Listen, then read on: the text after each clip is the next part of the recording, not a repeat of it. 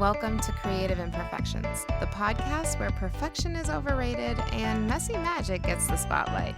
I'm so glad you're here. Welcome back to Creative Imperfections. So today, the topic is planning your year. And the idea really is to plan your year without over-planning your life. There is a lot of noise around planning a new year. January is filled with all the ways you can set yourself up for success in the new year.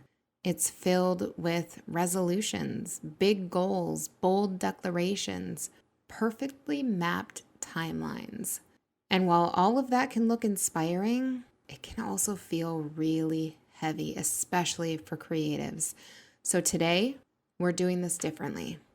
This is not about planning every step. This is about choosing a direction and giving yourself permission to figure the rest out as you go. Because magic doesn't live in perfect plans, right? It lives in movement. It lives in that messy middle. It lives in showing up even when you're not entirely sure how it's all going to unfold.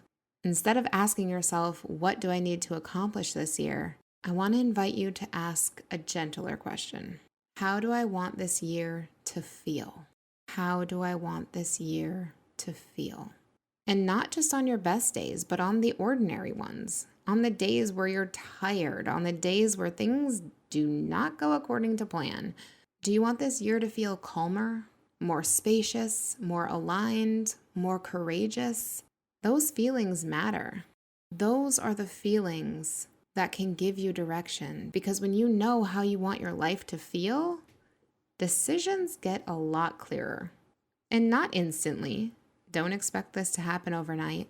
But over time, each decision becomes more aligned with how you want to feel. And the next shift is, instead of creating rules for yourself, I want you to try creating anchors. Anchors are not chains. They don't lock you in. They ground you. So maybe it's a word, maybe it's a value, maybe it's a simple intention like consistency or ease or growth. These aren't goals that you beat yourself up with. These are going to be used as filters for your year. When an opportunity comes your way, you can ask, does this support the life I'm trying to build? Does this move me closer or pull me further away? And sometimes that answer will surprise you. So now let's talk about structure, because having some structure is helpful. Too much structure can suffocate creativity. We all know that. If you're someone who tends to burn out with overly detailed plans, then this is your permission slip to keep it light. Think in seasons instead of schedules. Think of focus areas instead of rigid goals. You don't need a perfectly plotted year.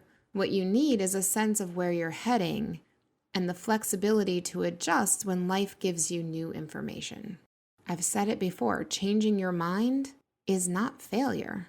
It's feedback, and it's absolutely allowed. You are allowed to pivot. You're allowed to evolve. You're allowed to outgrow the plan that you made when you knew less than you do now. And that is where the real planning happens. You fill it in as you go. And that looks like monthly check-ins, weekly reflections, quiet moments where you can actually ask yourself, what's working right now? What feels heavy? What's energizing me? And what's draining me? Planning doesn't have to be once a year. It can be a conversation you keep having with yourself, and you should. Weekly, monthly, you should be having these conversations. And yes, of course, there will be days that you miss, weeks that don't go as planned, and plenty of moments where you feel like you've lost all momentum. None of that means you're failing at anything. It simply means you're human. We're always looking for progress over perfection, right? Progress doesn't always look like forward motion. Sometimes progress looks like rest. It looks like letting go or choosing differently than you thought you would. So if you're listening to this right now and feeling overwhelmed, here's your only assignment for today. Choose one word, name one intention, pick one direction. That's it. That's enough. You don't need a whole map. You just need enough light for the next step. We're not looking at the whole staircase. We're going one step at a time. And as you take that step, messy, imperfect, uncertain, trust this. You are building something, even when it doesn't look finished yet. And that is where the magic lives. And always remember, there's magic in your imperfections. Go out there and find it.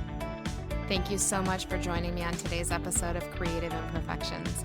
If you have a friend who could use this advice right now, please feel free to share this with them and make sure you subscribe.